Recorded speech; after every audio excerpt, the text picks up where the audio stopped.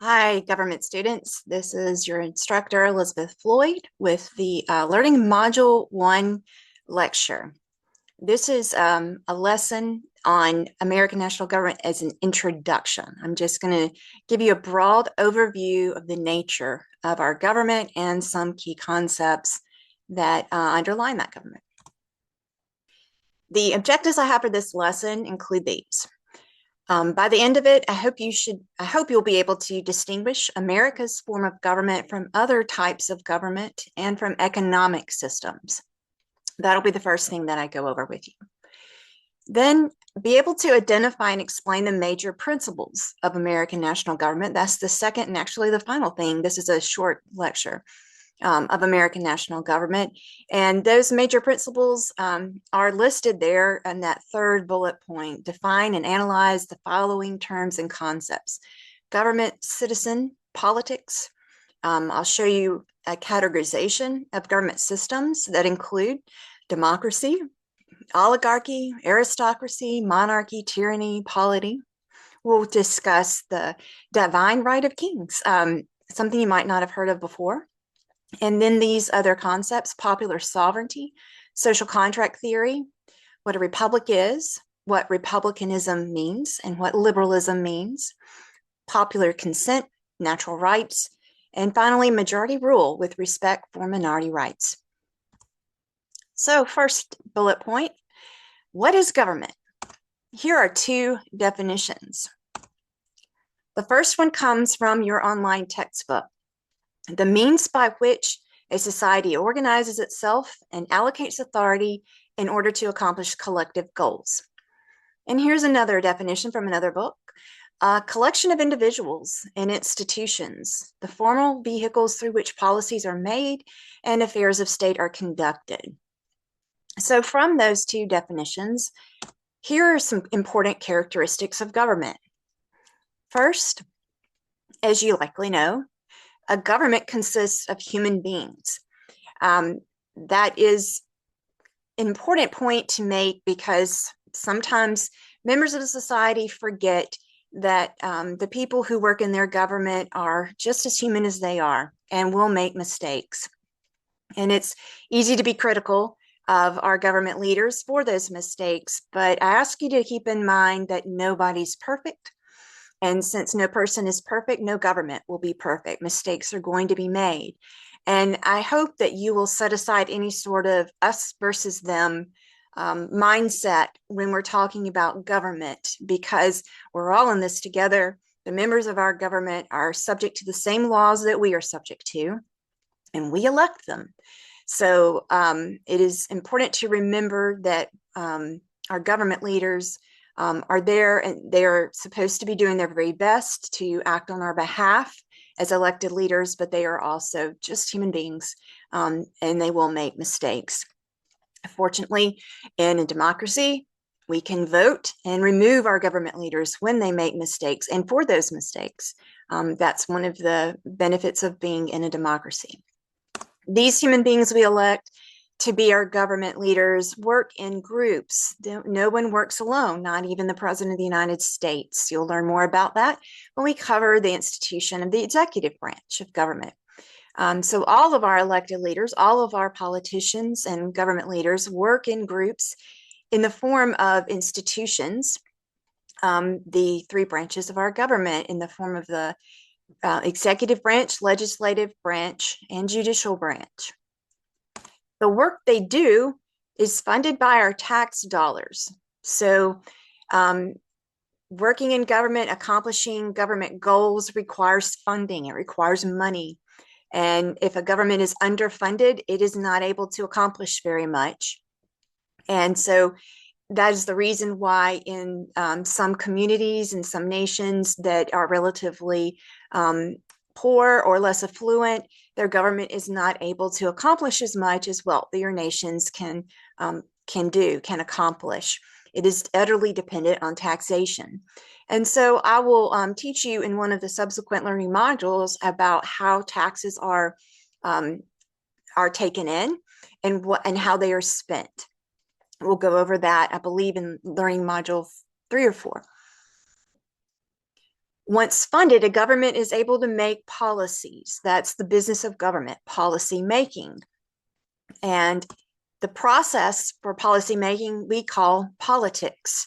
That's what politics means. The process by which we decide how resources, tax dollars, will be allocated and which policies government will pursue. So the business of politics takes the money that we give our government and it helps fund government programs, the way the government supports the people, provides for our general welfare, defends us against foreign nations or domestic terrorists. All of that is part of politics. You can't learn about government without studying politics. And it's all a long process that takes time and takes the funding from our tax dollars. A last point to make is only a government can legitimately enforce its laws, the policies that it makes. That's actually one of the institutions of our government, the executive branch. It is empowered by our Constitution to enforce our laws, to carry them out. So that is what government is, and I would encourage you to think more about those key characteristics and perhaps write your own definition of government, what it means to you. If this were an in-person class, that is one of the activities we would have been doing in class, and it's really not something I can do online, unfortunately. But these are two good definitions of it and some of the key characteristics. It's made up of humans who work together in institutions. Its work is funded by our tax dollars. It is dependent upon taxes in order to accomplish its goals. Accomplishing those goals is part of policy making, or it is the same thing as policy making, and we call it politics, that process of deciding how those tax dollars will be spent and what they will be spent on. That is what politics is. And once policies are made, only a government can legitimately enforce those rules, those laws and policies. So let's talk about different types and systems of government now. The first thing I want you to do is distinguish government systems from economic systems. Government systems refer to the way a society organizes the institutions that make, enforce, and interpret all of its laws. And if I asked you name a government system, you'd probably say one of these: democracy, monarchy, aristocracy. Those are all government systems. If you started to say communism as a government system, you would actually be incorrect. And communism is an economic system, actually. An economic system refers to the organization of the society's economic institutions only. So it's a narrower system. A government system is much broad and it encompasses all aspects of the way a society is organized. An economic system is just the organization of a society's economy. So communism is a type of economic system that in which a society's economy is entirely managed and controlled by the government. Socialism is where government owns some property, but not all of it. There is private property. And then in capitalism is where most property is private property owned by individuals, and there is less government regulation or control of property. But it is not a government system. Capitalism is an economic system. And these two types, the government systems, economic systems, they are not limiting one another. A democracy can have a socialist economic system. A democracy could even have a communist economic system. And a democracy such as America has a capitalist economic system. So distinguish those two as we're studying government throughout the semester. Make sure you understand the terminology. This slide shows you a categorization of systems of government, and these systems are categorized by the number of governors or rulers. And if the government is governed or ruled by one person, you would call it a monarchy or a tyranny, depending upon whether the ruler was working for the common good versus his or her own personal advantage. That is the reason for the column distinctions, correct and deviant. Where a government system is governed by some or a group of people, it would be referred to as an aristocracy or an oligarchy, depending upon whether that group of people is serving the common good or their own personal advantage. And last, we have government systems governed by many. They would be called a polity or a democracy. Polity translates, from its original Latin, or I believe it is a Latin-based word. It refers to people, polis, or that's the root word anyway. And it just refers to people, to a society. Democracy is, if you look at the root words, stands for self-rule. Demos is people, I believe. Krasi is for Kratia, that I'm getting that derivation etymology right. And it means self-rule. Let me go to the other slide and I will come back to why there is a distinction between polity and democracy, and why democracy, you might be wondering, is considered a deviant government system. That should have you a little bit perplexed, but I'll explain in just a second. I just mentioned this. I want to make sure you have a clear definition of a monarchy, a single ruler, that should say ruler, not rule, single ruler governing the citizenry, the people. Aristocracy, small group of people governing the citizenry. And democracy, self-rule, people governing themselves. There are actually many subsystems of government that fall under monarchy, aristocracy, and democracy. It's beyond the scope of this class to discuss all of them, but we will discuss two subsystems of democracy because they are at work in our country. A direct democracy exists when each individual is voting for every single law. That means there would be no elected officials doing the voting on the citizenry's behalf. Each citizen votes for every law.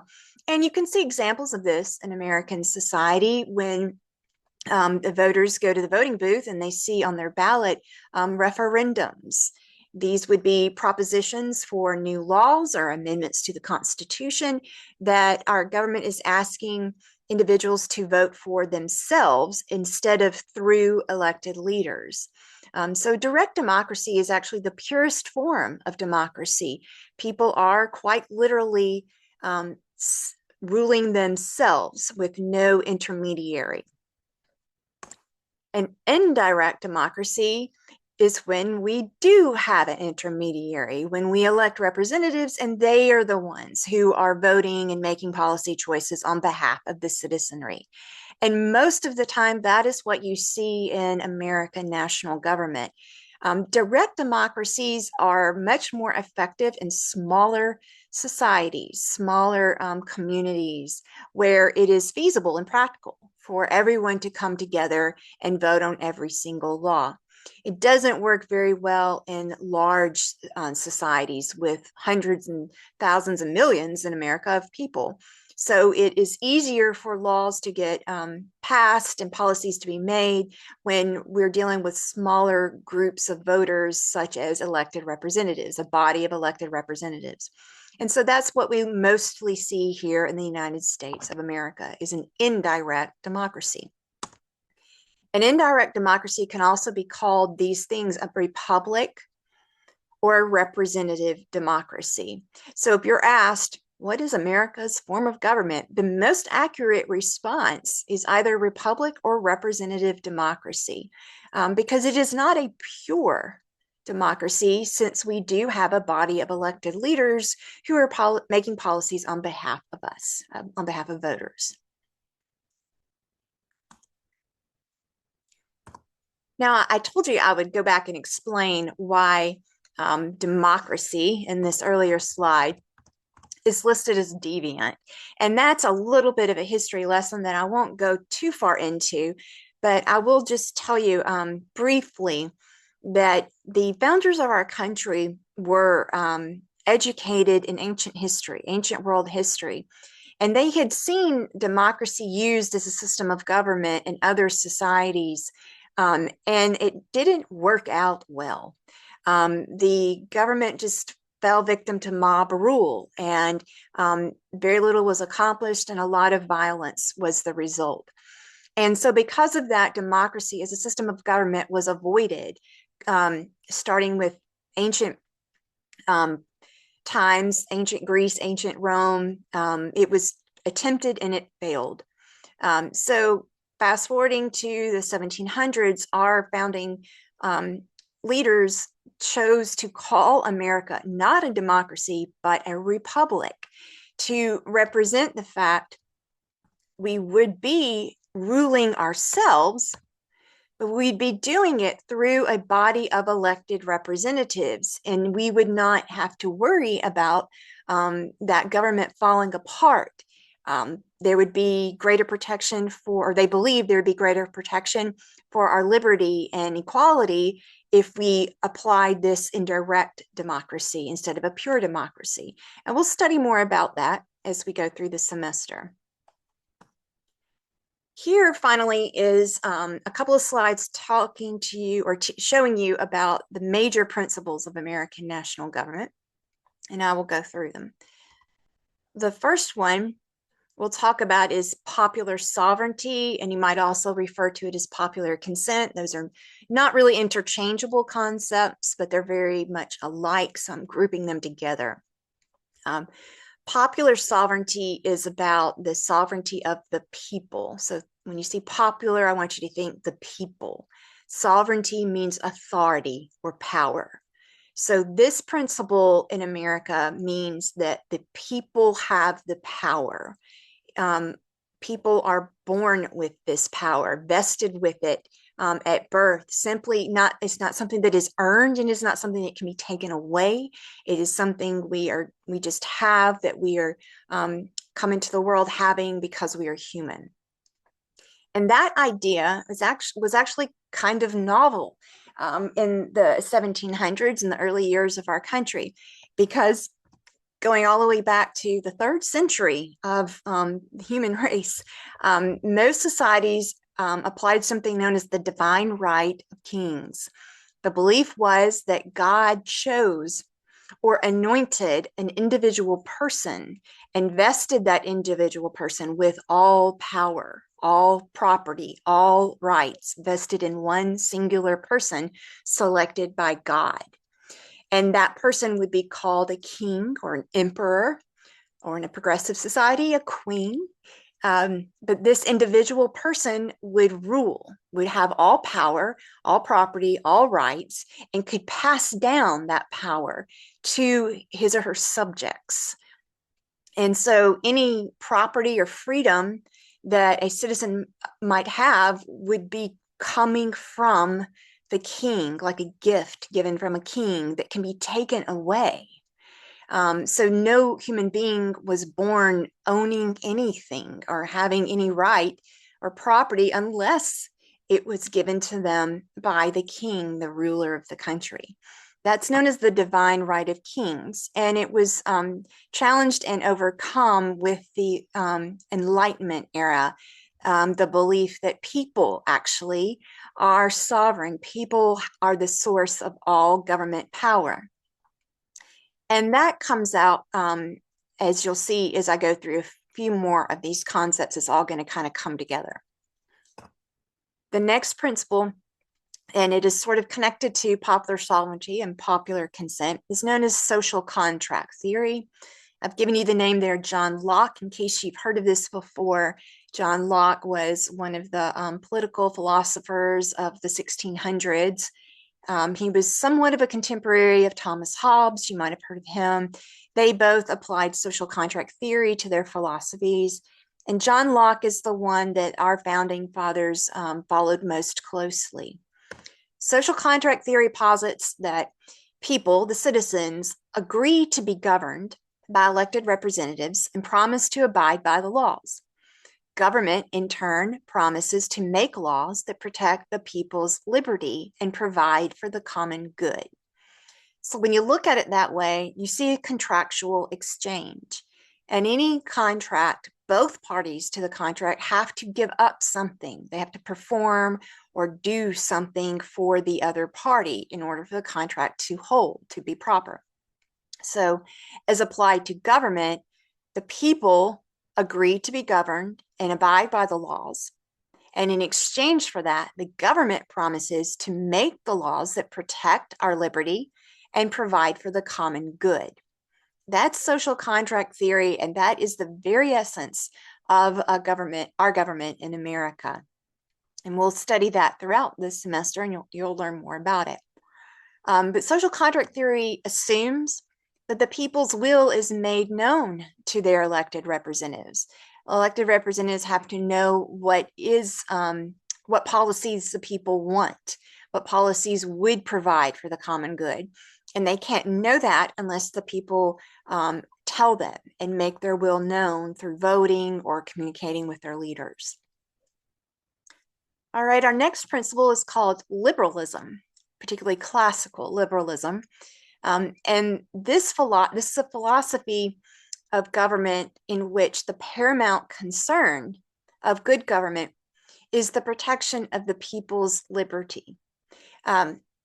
So when you see the word liberalism, don't think liberal, because we're not talking about modern day. We're not our modern day connotation of liberalism may be negative or positive depending on where you fall on the political spectrum.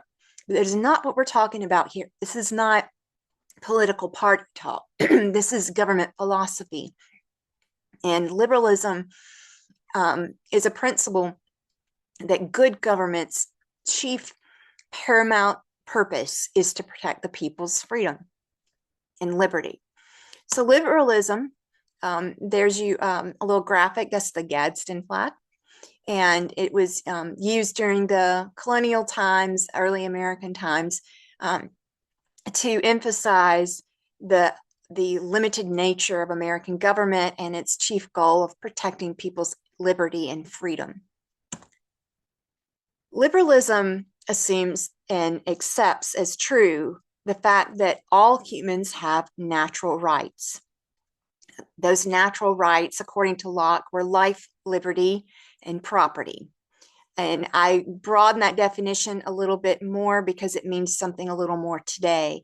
Natural rights include personal liberty, but you might think of it as your rights that are protected by the Bill of Rights and other laws that have been passed since the ratification of the Bill of Rights. So what we understand to be our civil liberties and our civil rights today are a little different than they were in 1789. But even then, the founders of our country recognized that all humans are born with natural rights. It is not, we're rejecting the divine right of kings. All people have rights, and it is the government's chief duty, paramount concern, to protect those rights. Under liberalism's philosophy, government power is limited. It is limited to just the powers that the people give to the government, and it also often is reflected in a written constitution. And that's why we're going to study the U.S. Constitution here to see exactly what powers the people have given over to their government. Liberalism also enforces majority rule, but with respect for minority rights. The majority rule would mean that when people are voting for elected representatives, the person who receives the majority of the votes wins. Or if we're voting on a law through a form of direct democracy, if the law receives the majority of the votes, then it becomes enacted, becomes a rule that governs our society.